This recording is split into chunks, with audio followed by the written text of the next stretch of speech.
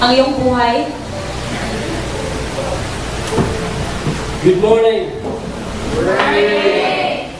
Sa totoo lang po, hindi ko alam kung paano simulan ang kwento ng buhay ko. Bata pa lang ako namulat na ako sa iba't ibang klase ng trabaho. Maaga kasi akong nawala ng ina. Padpad dito sa Dumaguete kasi nagbabasakalin kahanap ng trabaho.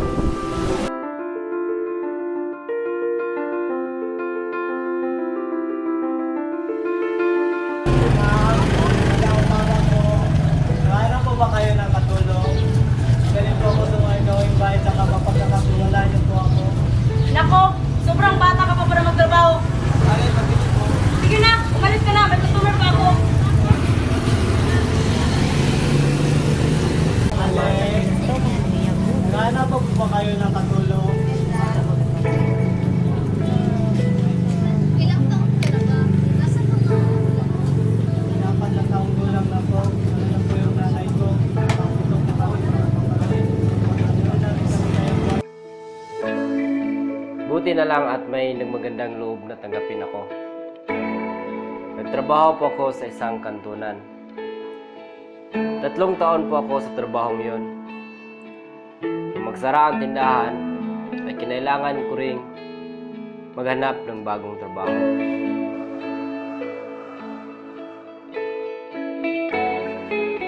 Ang hirap po maghanap ng trabaho, lalo na kung hindi ka nakapag-aaral. 2 linggo lang po ako sa grade 1. Dahil pinahinto po ako ng tatay at pinagpatrabaho sa bukid.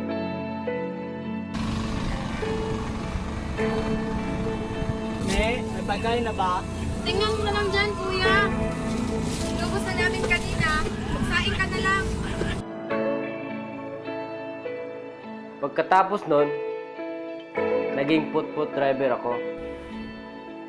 Mga sada, araw hanggang gabi. It's my love for you I can't forget. And look in your eyes and feel astray. It's my love for you At doon I nagsimula ang love can't story restrain. And look at the sky and feel the rain. In your eyes, this love that's never ending. Would you take the fall? How can I get over and there's a steal my heart from being? I can't believe it. Take a smile, yeah, just for a while. Baby, it's you that I always wanted. Love is right, just mystery moonlight shining through the night. I wanna hold you so tight. Close my eyes and I realize, baby, it's you that I always dream it of. Always dream it of.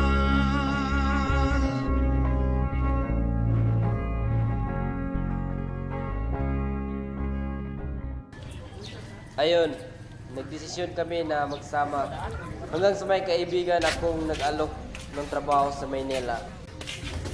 Mari, patawag. Gusto ko sana makausap ng asawa ko.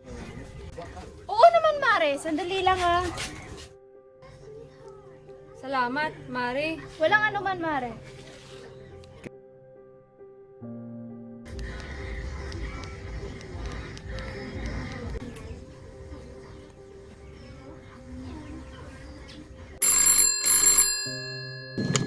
Hello? Sino to? Hello po, si Teresa po to, asawa ni Ronry. Nandyan po ba siya? May lakad. May pinuntahan ng sandali. Sige po. Wala po akong kamalay-malay noon na palagi na palang tumatawag ang asawa ko. Hanggang sa may isang araw,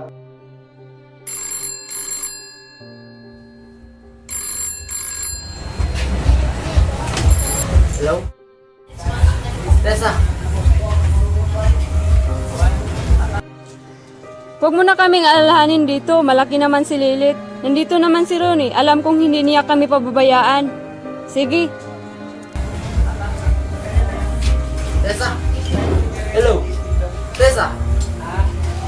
Hello! Galit ko sa amo ko noon. Umalis ako. Pagkatapos ng 2 taon, nagpasya na rin akong umuwi sa Negros.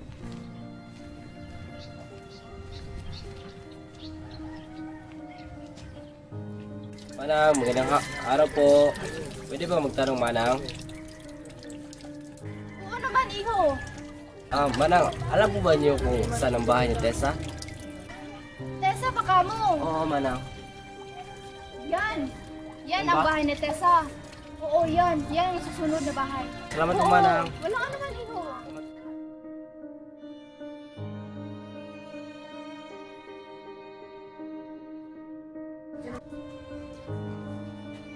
Tessa? Ray, ikaw ba yan? Mama. Kailan pa ba uwi si Papa? Siya na ba yan?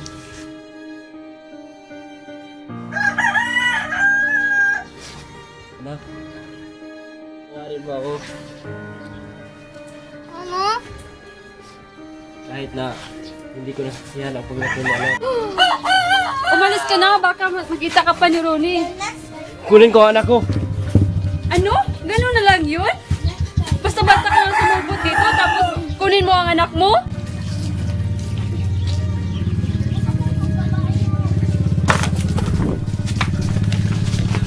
Tama na! Tama na! Tama na! Umalis ka na! Tama na! Umalis ka na!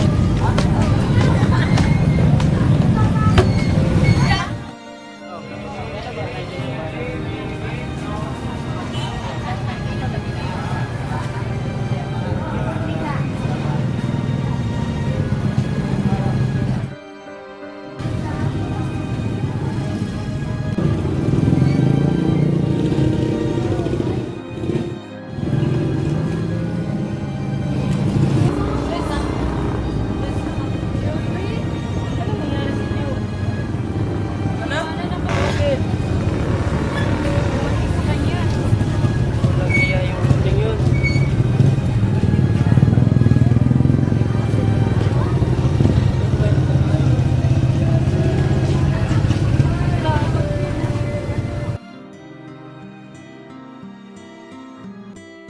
Binuulit namin ang aming pamilya.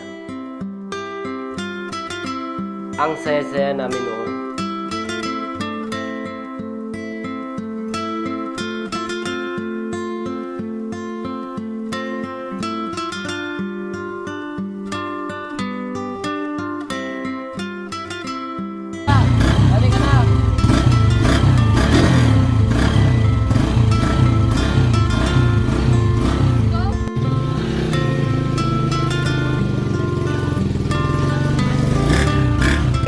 Ano bilhin natin? Isda lang at saka ano, karne. Kasi ito, mga anak natin, gusto nila kumain ng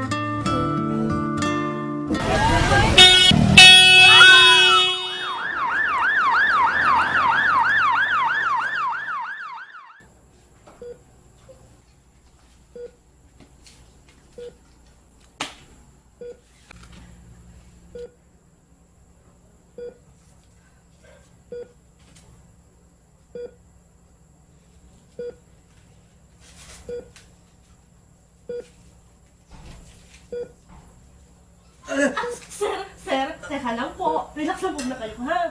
Sir, higa po muna kayo, ha? Sir, relax lang po. Relax lang po tayo. Ganyan. Sir, relax lang po, ha? Relax lang po. Eh kasi po, ganito po yung nangyari. Kahapon po, na-aksidente po kayo. At sa awa ng Diyos, okay naman po kayo. Sa ngayon po, alalahanin niyo po yung kondisyon niyo po. Kailangan niyo po mapagaling, di ba? Okay po ba yon? Sir, yung asawa niyo po, okay po siya. Huwag po kayo mag-alala, ha? Kaya, kalma lang po. Breathe in, breathe out. Mama.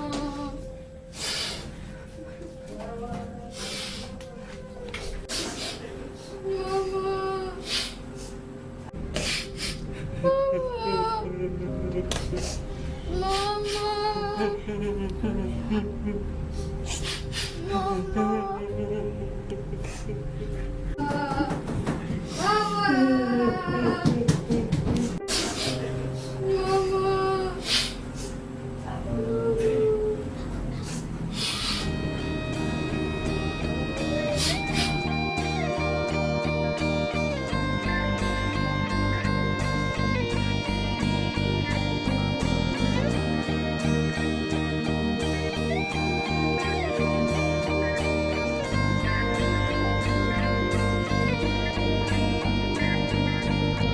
Nagkatingin sa mga ulap.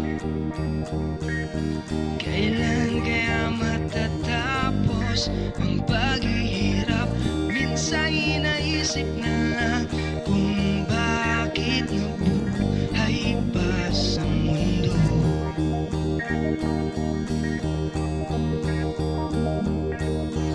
Dito sa mundo ng problema,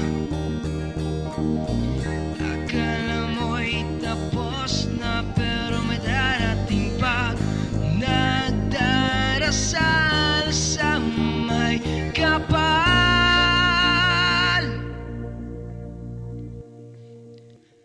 Kung naririnig mo ako, tulungan mo po akong malampasan ang paghihirap ko. Nasaan na ba ako ngayon? Saan ba ako magsimulang hanapin ang sarili ko? Nasaan na ba ako?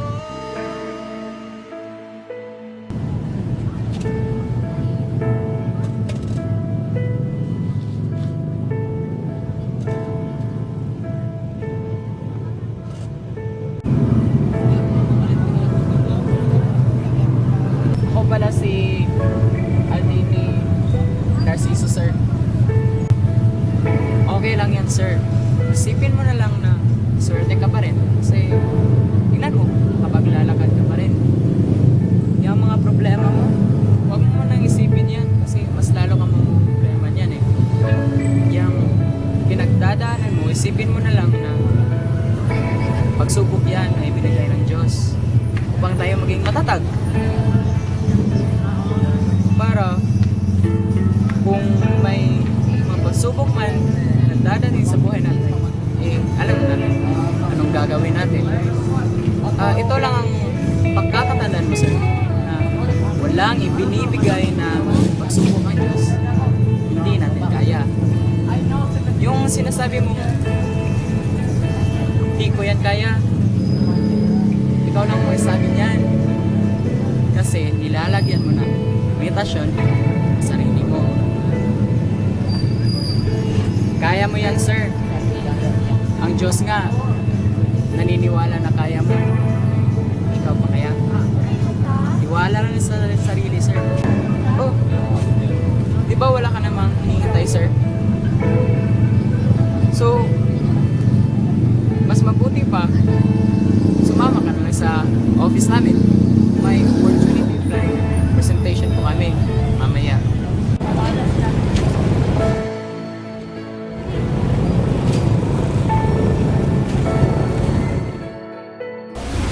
Good morning! Sino yung mga first timers dito? Pag-itaas niyo mga kamay!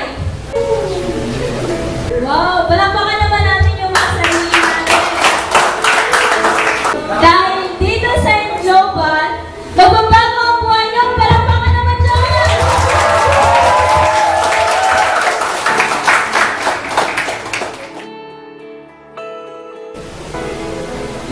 tayo ay may iba't ibang istorya ng buhay.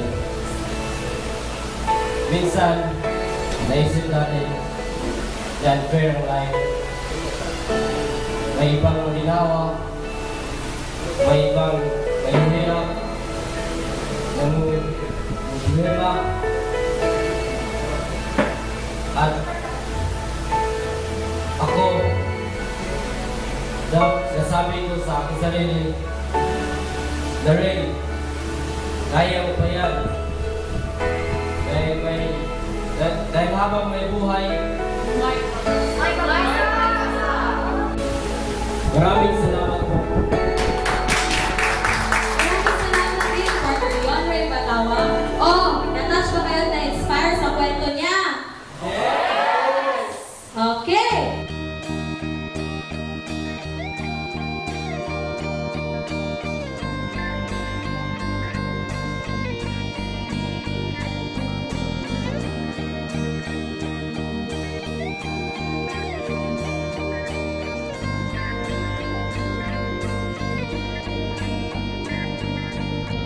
Nagkatingin sa mga ulap, kailan kaya matatapos ang paghihirap? Minsan inaisip na lang kung bakit nabuhay pa sa mundo.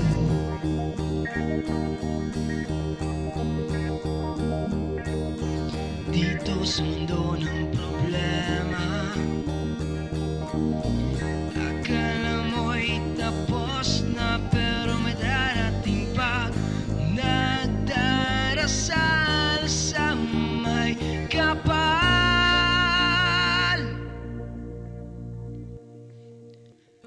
Kung naririnig mo ako, tulungan mo po ako ang malampasan ang paghihirap ko. Nasaan na ba ako ngayon? Saan ba ako magsimulang hanapin ang sarili ko? Nasaan na ba ako?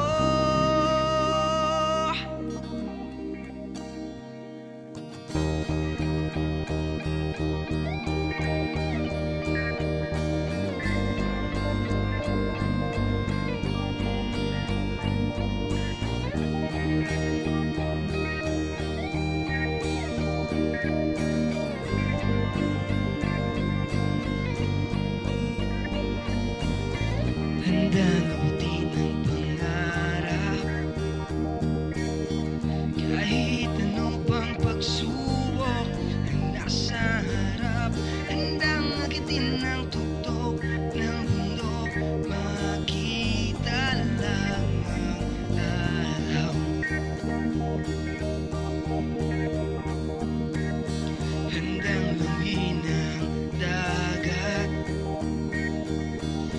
kita lang ang pag-asa na pinapangarap. Naniniwalang matapos